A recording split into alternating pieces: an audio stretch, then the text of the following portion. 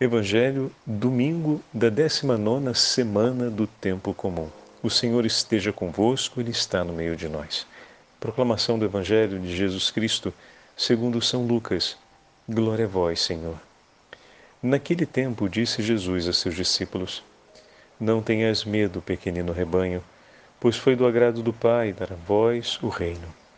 Vendei vossos bens e dai esmola, fazei bolsas que não se estraguem, um tesouro no céu que não se acabe. Ali o ladrão não chega, nem a traça corrói, porque onde está o vosso tesouro, aí estará também o vosso coração. Que vossos rins estejam cingidos e as lâmpadas acesas. Sede como homens que estão esperando o seu senhor voltar de uma festa de casamento, para lhe abrirem imediatamente a porta logo que ele chegar e bater. Felizes os empregados que o Senhor encontrar acordados quando chegar. Em verdade, eu vos digo, ele mesmo vai cingir-se, fazê-los sentar-se à mesa e passando os servirá. E caso ele chegue à meia-noite ou às 3 da madrugada, felizes serão se assim os encontrar. Mas ficai certos, se o dono da casa soubesse a hora em que o ladrão iria chegar, não deixaria que arrombasse a sua casa. Vós também ficai preparados, porque o Filho do Homem vai chegar na hora em que menos o esperardes.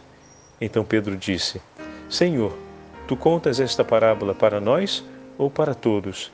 E o Senhor respondeu: Quem é o administrador fiel e prudente que o Senhor vai colocar à frente do pessoal de sua casa para dar comida a todos na hora certa? Feliz o empregado que o patrão, ao chegar, encontrar agindo assim. Em verdade vos digo, o Senhor lhe confiará a administração de todos os seus bens. Porém, se aquele empregado pensar, meu patrão está demorando, e começar a espancar os criados e as criadas, e a comer, a beber e a embriagar-se, o senhor daquele empregado chegará num dia inesperado e numa hora imprevista. Ele o partirá ao meio e o fará participar do destino dos infiéis. Aquele empregado que, conhecendo a vontade do Senhor, nada preparou, nem agiu conforme a sua vontade, será chicoteado muitas vezes. Porém, o empregado que não conhecia essa vontade e fez coisas que merecem castigo, será chicoteado poucas vezes. A quem muito foi dado, muito será pedido. A quem muito foi confiado, muito mais será exigido. Palavra da salvação. Glória a vós, Senhor. 19º domingo do Tempo Comum, em nome do Pai, do Filho e do Espírito Santo. Amém. Queridos irmãos e irmãs, depois de uma semana, a Santa Liturgia nos convida para voltarmos ao 12º capítulo do Evangelho de São Lucas. E hoje ouvimos um trecho longo do Evangelho que começa com o versículo 32, dizendo, onde o Senhor diz para a gente: Não tenhais medo, pequenino rebanho, pois foi do agrado do vosso Pai dar-vos o reino. Oh, meu irmão e minha irmã, e ontem falávamos a respeito disso em nossa meditação, como o Senhor vem em nosso socorro, a certeza do socorro do Senhor faz com que os nossos medos sobre as incertezas da vida passem, pois a nossa vida está em suas mãos. Diante do anúncio da paixão do Senhor, falávamos ontem comentando, e anteontem, né? O primeiro anúncio da paixão foi anteontem, e ontem, na celebração da transfiguração, tivemos a oportunidade de, ouvindo o catecismo, ver os sinais que estavam ali, né? O Senhor que se manifesta, a Trindade que se manifesta, aquela imagem tão bonita do número 555, através da nuvem, da voz do Pai e da pessoa do Filho. Então ali Deus manifesta o seu poder, a sua glória, como um sinal para que não haja temor diante da paixão, não haja temor em seguir o Senhor. E hoje, mais uma vez, nesse domingo, o Senhor vem nos dizer: não tenhas medo, pequeno rebanho. Oh, meu irmão e minha irmã, que essa palavra do Senhor ecoe no seu coração diante das situações que você está enfrentando na sua vida. Não tenhas medo, pois o Senhor nos dará o reino dos céus. Não tenhas medo de enfrentar tudo o que venha na história da sua vida, de hoje em diante, tudo aquilo que o Senhor colocar, porque o Senhor te quer no reino dos céus, o que significa dizer que tudo aquilo que vier, virá para te aproximar um pouco mais do céu. Virá para te falar um pouco mais sobre o amor de Deus por ti. Virá para te ensinar a amar mais o teu Senhor e a viver com maior intensidade o amor que Ele sente por ti em uma resposta de gratidão e de fidelidade a Ele. Então não tenhas medo, porque tudo que vier vai ser para tornar o céu mais próximo de você. Mas, Padre, e se vierem dores, e se vierem doenças, medos e perdas? Lembre-se do que disse o teu Senhor. Não tenhas medo, pequenino rebanho, pois o Pai é do seu agrado lhe dar o céu. Se estão vindo as dificuldades, as perdas, as provações, é para tornar o teu amor mais forte. É para te ajudar a abandonar aquilo que precisa ser abandonado para o bem do seu coração e da salvação da sua alma. Quantas coisas nessa vida precisam ser abandonadas por nós, mas concretamente, falando, muitas delas ainda nos sentimos extremamente ligados. E como abandoná-las se não for por uma motivação muito forte?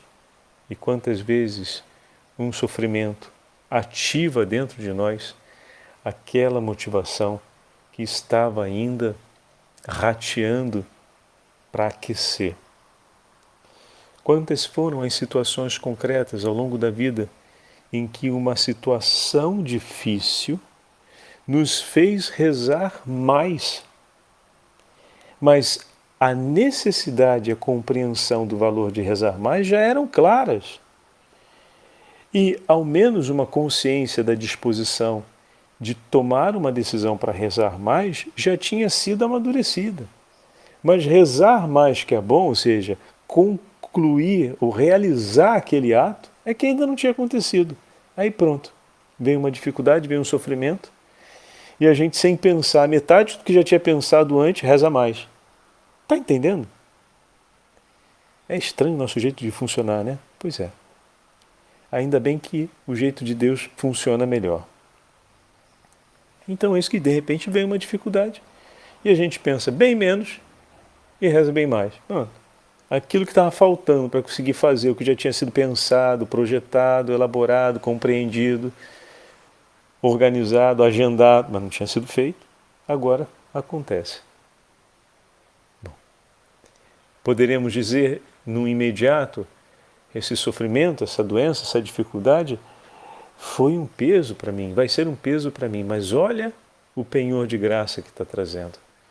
Bendito seja Deus, porque o que se conquista nesse tempo é muito maior do que aquilo que se perde.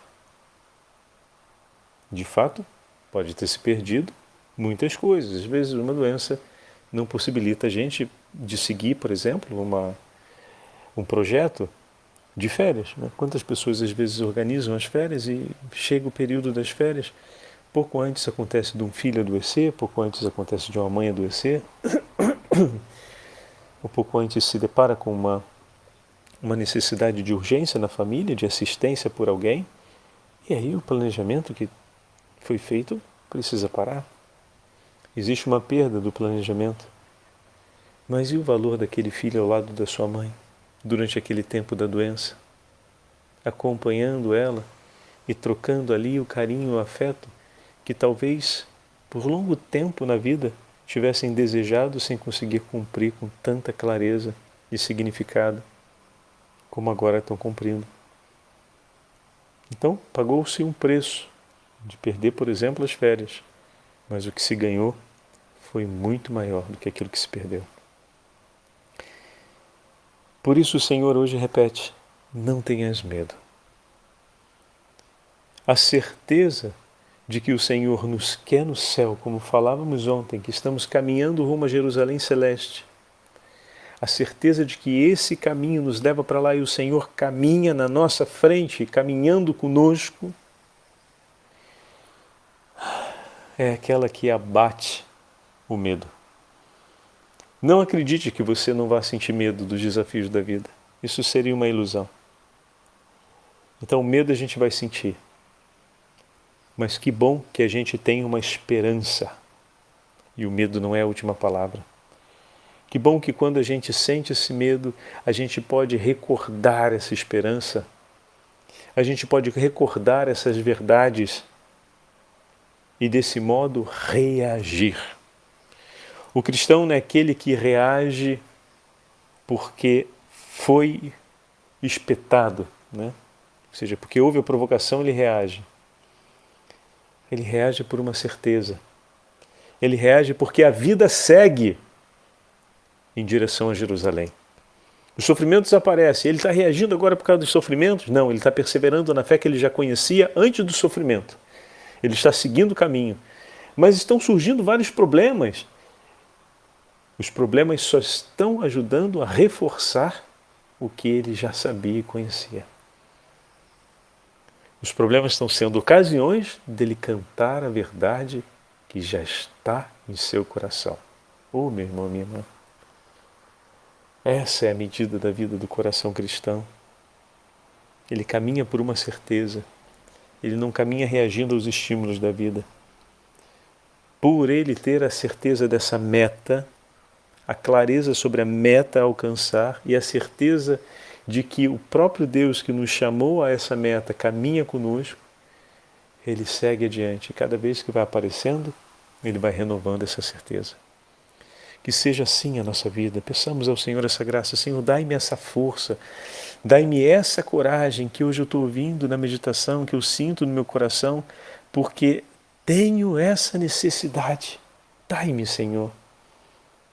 Renova, Senhor, pelo coração imaculado de Maria, esse vigor em nós, renova. E assim começa a sequência do Evangelho de hoje, onde a primeira parte, versículo 33 ao versículo 34, são só 2 versículos, o Senhor nos fala sobre a excelência da caridade e da esmola. Ele fala para vender os bens, ou seja, para estarmos atentos a evitarmos a ambição das riquezas. Reforça o que ouvimos nesses últimos dias. Querer ganhar a vida, ou seja, querer viver para possuir, para acumular, para ter. A vida foi feita para ser entregue. A bolsa que nós devemos fazer é uma bolsa que acumula tesouros do céu. Lembra que falamos isso algumas meditações atrás? Para ser mais exato, no domingo passado, né? Juntar tesouros sendo rico de Deus. E Jesus usa hoje essa metáfora bem simpática. Fazer bolsas que não fiquem velhas. Um tesouro inesgotável no céu. Nós fazemos bolsas para guardar as nossas coisas dentro. A esmola é a grande bolsa da caridade, onde nós guardamos os nossos tesouros.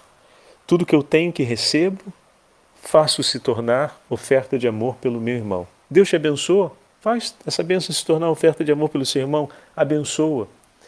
Deus te perdoa?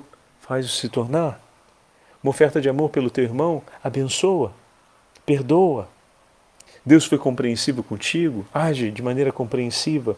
O Senhor é paciente em suas necessidades. Pede a Ele, Ele também é generoso, que alargue a tua paciência para que você também consiga ser paciente. E assim, dando do que é seu a quem necessita, isso é a esmola, entregar do que é seu àquele que necessita. A partir do momento que o Senhor lhe abençoou, você tem agora a bênção de Deus. Ela se tornou sua. Então oferece daquilo que você recebeu. Você foi perdoado? Oferece daquilo que você recebeu. Você precisava da paciência de Deus por você, para que o seu tempo chegasse e você conseguisse ter dado aquele passo na sua vida. Então esse passo é o sinal do dom da paciência por você, e esse dom foi fundamental para você chegar nesse momento da sua vida. Então oferece do que é teu. pelo teu irmão e oferece da tua paciência por ele. Seja paciente por ele. E assim você está fazendo esmola, ou seja, você está pegando do que é teu e oferecendo em favor do teu irmão que está necessitado. Você pode fazer isso com dinheiro, você pode fazer isso com os dons que você recebe. Os dons materiais, representados pelo dinheiro, pelos seus bens. E nesse sentido, Jesus foi ao extremo, é importante dizer, porque não podemos dizer, então vou fazer as esmolas do ponto de vista espiritual, né? Porque os bens, sabe como é que é? A gente tem que até sobre isso. O texto que nós não ouvimos hoje, porque foi do versículo 22 até o versículo 31, esse trecho do Evangelho não entrou na liturgia de hoje, fala sobre o abandono à providência, né? Sobre a entrega nas mãos do Senhor da nossa história de vida e de tudo que temos. E Jesus viveu o abandono total à providência. Volto a dizer, já comentamos isso em algumas meditações, mas é sempre oportuno recordar. Jesus deixou de trabalhar para começar o anúncio do Evangelho. O Senhor vivia da providência, literalmente. Se tinha uma porta que se abrisse, ele teria onde dormir. Do contrário, dormiria ao relento. Se alguém oferecesse comida, ele teria o que comer. Do contrário, eles teriam dificuldade. Não é que Jesus, quando não ofereciam alguma coisa, fazia um milagre rápido só para segurar as pontas na janta, senão a gente fica no escasso. Não funcionava desse jeito, não. Não era assim, não. Se tinha, tinha. Se não tinha, não tinha. Ele vivia a sorte dos mais pequeninos, a sorte dos miseráveis, a sorte dos mendigos. O Senhor escolheu a condição de vida deles e recebeu muitas vezes o socorro que era necessário. Em outras vezes esse socorro foi negado. Lembre dos gadarenos que mandaram ele subir na barca depois que ele expulsou o demônio daquele homem que foi para os porcos e mandaram eles de volta. Eles tinham feito uma travessia, estavam chegando no horário já adiantado, tiveram que entrar no barco e viajar tudo de novo de volta. Foi sem nada. Está entendendo? Então passaram necessidades, sim, passaram privações, sim. Em muitos lugares precisaram sair, em outros lugares foram recebidos, em outros lugares não lhe abriam as portas, em outros lugares tinha tanta oferta,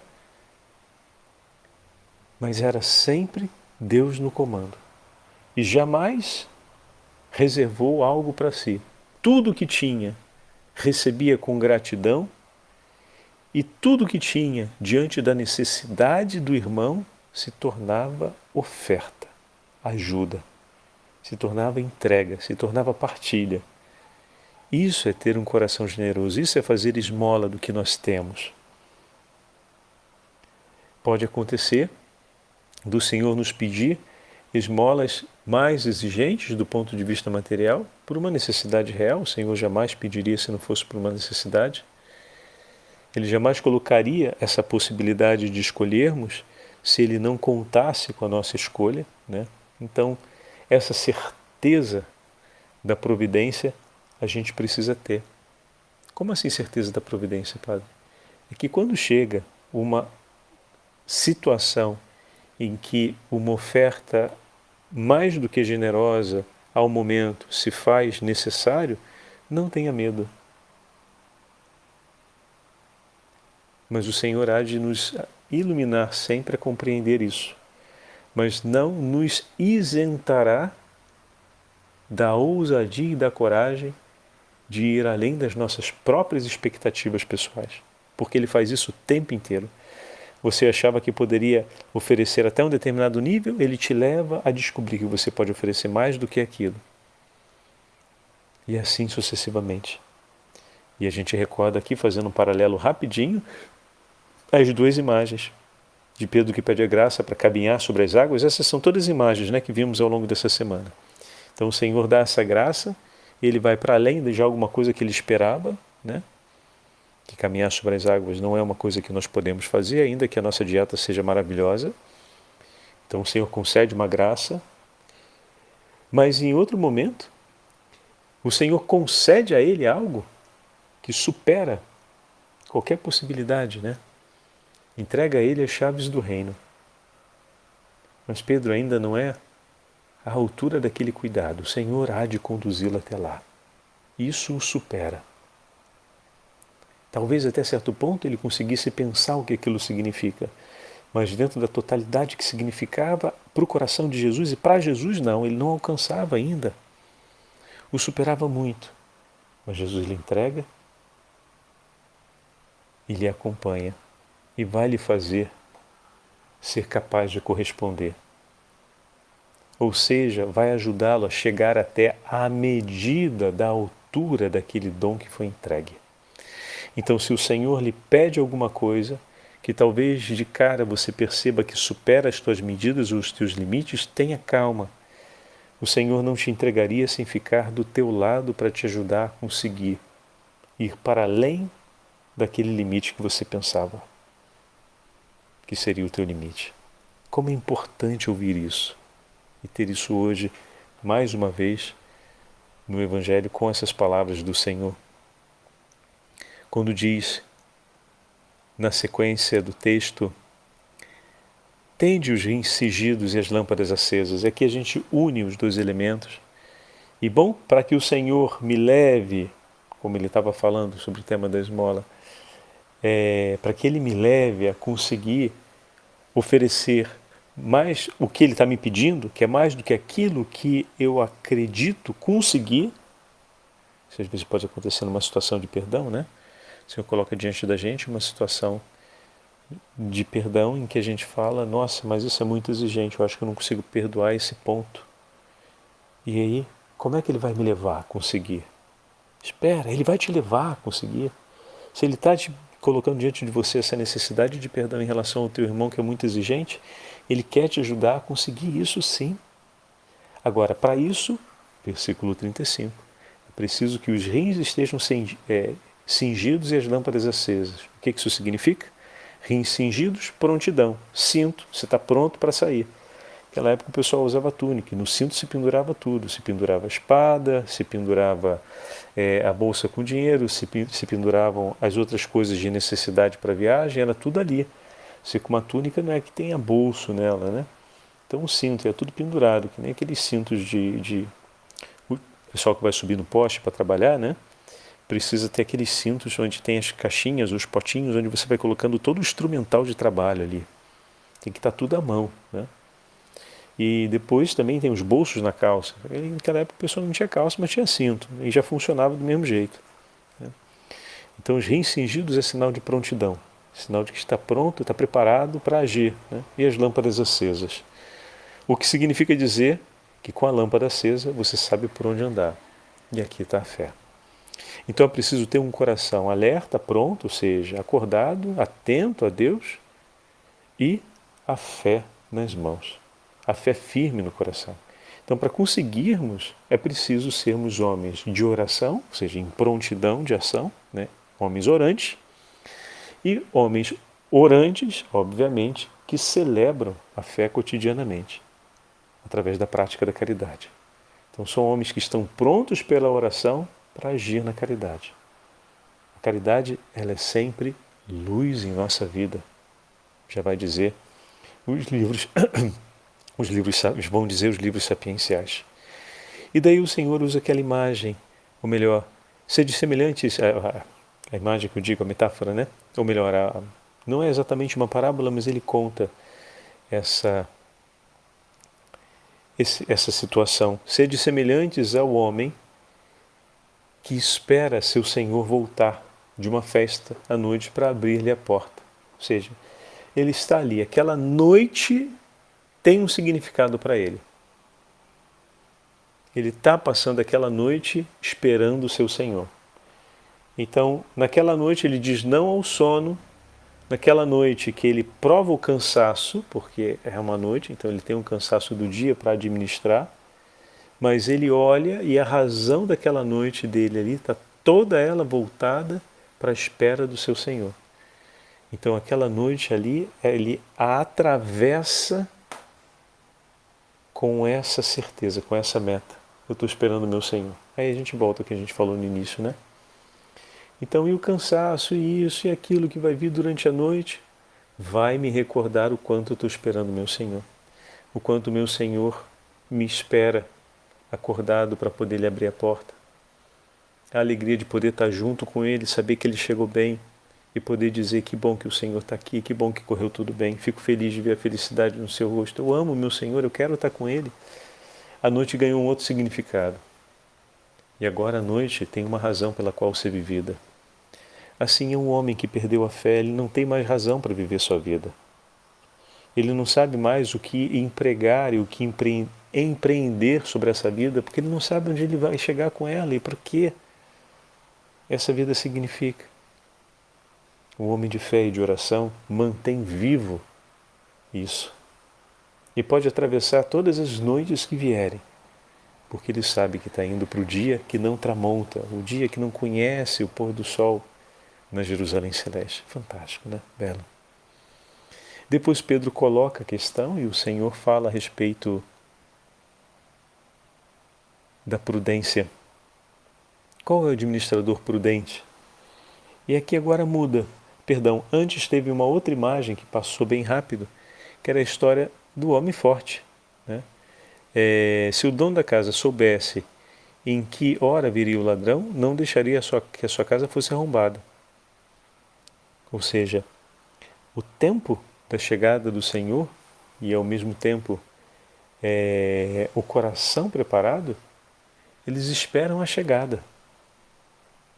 O homem vigilante, ele está sempre atento ao momento seguinte.